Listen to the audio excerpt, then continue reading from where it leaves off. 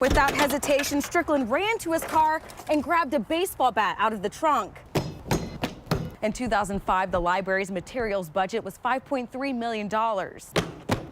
About half of that is next year's proposed budget. There's not one, not two, but 6 sets of twins. Then volunteers will come in and pick out the items based on the information written on the referrals. Right now, the hole's a little over 5 feet deep, and that's about the height that I am. Not to mention, it's only steps away from a JEA utility pole. The students are refurbishing and refreshing more than 68,000 computers. Fastest growing areas, like here in Nocatee, and in the Julington Creek area where progress is being made, people are being brought in by the bus loads. Drivers with the St. Johns County School District volunteering their time. I think we're gonna get off right now because we were hearing earlier some people screaming from across the street. I don't know if they're asking for help, so we're gonna go check that out and then we will check back in with you guys. This is live TV, and you are in the middle of a very tense and emotional situation. Okay, you see them walking to you? I see the gentleman that was in the car walking towards me. And how about John? Excuse me, sir, are you okay?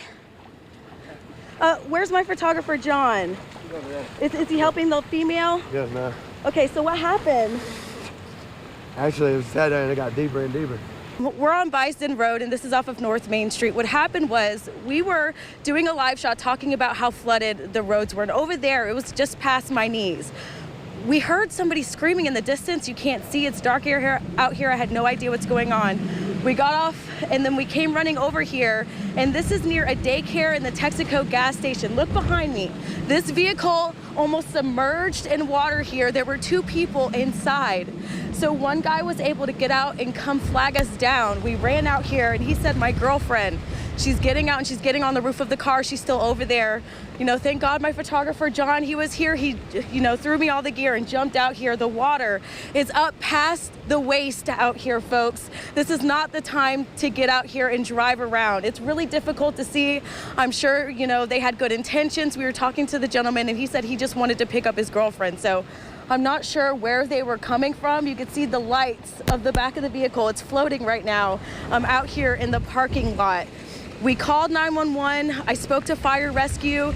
They said all of their resources, they're out rescuing people and trying to get things back in order right now. So they couldn't come out here. You've got to be safe, guys, because if you can imagine being in this type of situation, you don't want to be stuck out here. It's dark. You can't see anybody. If we weren't out here, they would have been stuck. They didn't have their shirts on. They were shivering.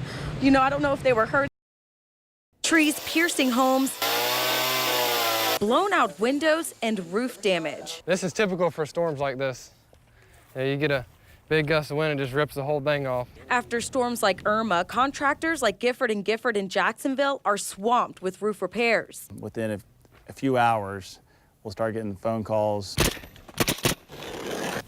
Before they climb that ladder, there's some things you need to look out for so you don't get scammed. First, are they state licensed? If you don't know, ask. On their estimates that they give you, their state license should be listed on there. Do they have workers' compensation and general liability insurance? If the labor that he's got working, the roofer he's got working, was just to fall off the roof and get injured, ultimately the homeowner would end up having a lawsuit against them because there would be no insurance to cover that. Liability insurance also covers your home from any projects or repairs that don't turn out right. So we're going to need to make sure that we get the right color shingles, make sure that they match correctly. And never pay the entire cost for a repair up front. The Better Business Bureau warns many storm victims get ripped off this way. Well, it's disappointing. As a local business owner, I like to pride ourselves in our industry in doing things the right way.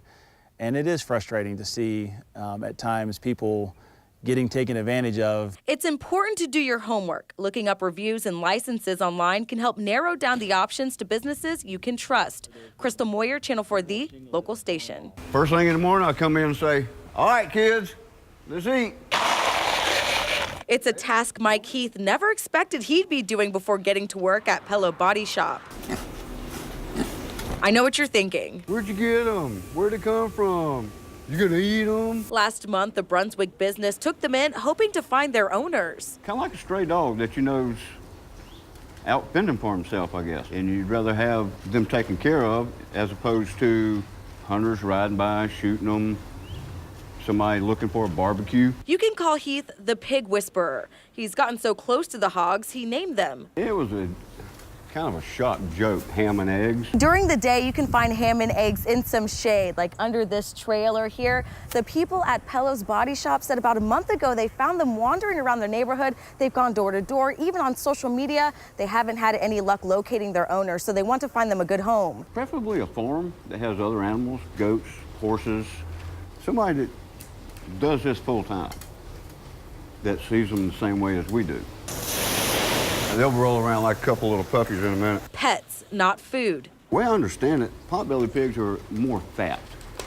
They're not a edible pork. You smacking, you need to work on that manners. Wanted, a good home for these two not-so-little piggies. They have to stay together. Heath says they will interview anyone who's interested in keeping the pigs. I guess you have my kids in the background. Crystal Moyer, Channel 4, the local station. Ground is caving in. It's really dangerous. Sonia Shelton has lived in the Cedar Hills community for over 40 years and says this storm drainage ditch next door has been causing a lot of frustration. This house floods, the house across the street floods, and my house floods because this water has nowhere to go. These pictures show what Shelton and her neighbors deal with every time a storm passes, the ground disappearing under the floods. After constant complaints, she says the city came out and installed a brick wall last year to keep the water from spilling over. 2 months later, she noticed it began to sink. I've been calling the city nonstop. These bricks have dropped down. The water has nowhere to go. It's going over the wall. The stormwater appears to create a new runoff pattern, causing the land and dirt surrounding the storm drain to collapse. Right now, the hole's a little over 5 feet deep, and that's about the height that I am. Not to mention, it's only steps away from a JEA utility pole. It frustrates me a whole lot. I've been calling them nonstop, sending pictures, and it's just getting a little dangerous. Shelton says these barriers the city recently put out aren't helping. We had a child fall in the other day, and we pulled him out, and sometimes their barriers fall in. Shelton says the fact that she lives next to a storm drain doesn't bother her, but she wants the city to fix the problem. I just want this taken care of, because I'm scared. It's scary for all of us here in this neighborhood. Crystal Moyer, Channel 4, the local station. Get ready to see more of these. Construction cones along the Fuller Warren Bridge. A new project is underway to make improvements to I-95 and I-10. An additional travel lane will be added in both directions, expanding the bridge. FDOT says changes are necessary to keep up with demand. Right now, about 250,000 cars travel through the interchange every day. That number is expected to increase to 290,000 by 2040. And the project will come with some new accommodations. Instead of driving, you can walk or even bike across the Fuller Warren Bridge. A new shared use path will be added to both north and southbound sides of the bridge for pedestrians and bicyclists. It will be separated from traffic by a barrier and fence. It connects San Marco to Riverside, and FDOT says it will give locals easier access to events like the Riverside Arts Market. The projects are expected to be finished in 2020. Crystal Moyer, Channel 4, the local station.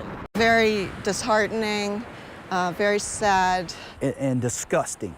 It's somebody that would do that. These sea turtle advocates are talking about these disturbing photos. It's what's left of a green sea turtle after 2 men tore the shell from its body. It's a federal crime even if it's dead because sea turtles are a protected species. People simply not knowing and understanding the impact that they were making. I'm sure they did it in ignorance. Beach's Sea Turtle Patrol member Mary Mills says even though the turtle was dead, the shell holds clues FWC can use to find out how the turtle died in the first place. It's very important for research so that we can find out how to preserve them in the future. Florida Fish and Wildlife says there are 3 simple things you can do to help the sea turtles out. First and foremost, don't mess with any of the sea turtle nests. Just let them be. Make sure you fill in any of the holes you might see in the sand. And if you're at the beach at night, make sure you have all the lights turned off. That includes cell phone lights. Casey Jones patrols the beaches with the Florida Sea Turtle Watch grassroots organization. He says more beachgoers need to get educated on sea life to help protect the species. The ignorance of people that do something like that and that don't think before they do it or they don't look it up, it's disgusting. As for the people involved with mutilating the sea turtle, they could face thousands of dollars in fines and up to 5 years in jail. Crystal Moyer, Channel 4, the local station. 39-year-old William Strickland is receiving the highest civilian honor for his actions 5 months ago. But to him, it seems like it was just yesterday when he went to Lowe's in East Arlington to grab a light fixture. And there was a couple of guys kind of frantically around this one car in the parking lot. A 2-month-old girl strapped into her car seat unattended. I went over and I looked in the window, and as soon as the baby saw me, she let out this horrible cry. As a father of 3, he went into parenting mode. Without hesitation, Strickland ran to his car and grabbed a baseball bat out of the trunk. I bust out the passenger side front window. He took the baby into the store. Her mother, 31-year-old Zoya Thomas, had been shopping for nearly 20 minutes, leaving the baby in the car with no air conditioning in 85-degree heat. When William rescued the baby from the vehicle, the child's clothing and car seat were completely saturated in sweat. It was heartbreaking. It angered me. Holding on to the baby, Strickland ran into her mother. And I asked her, I was like, "Is this your child?" And she was like, "Yeah, I just came in to get some paint samples." When police arrived, Thomas was arrested for child neglect. The child was checked out by EMTs and DCF was called. Police say Strickland saved the baby's life, and that's why they're honoring him. For his quick actions and quick thinking, I consider him a hero. Strickland hopes his story will inspire others to take action when they see something wrong. Crystal Moyer, Channel 4, the local station. Can I deposit $50? Yeah, do you know how to fill one of these out? Not exactly. Okay, all right, it's pretty easy. Students and teachers at Mandarin High can now bank right on campus. Write down how much you're wanting to deposit. We can go ahead and do that right now. ViStar Credit Union partnered with Duval County Public Schools to open its 4th high school branch, and it's all run by students like senior Tyler Weeks. A lot of people have been hired from student manager intern positions to actually being a full-time employee at ViStar.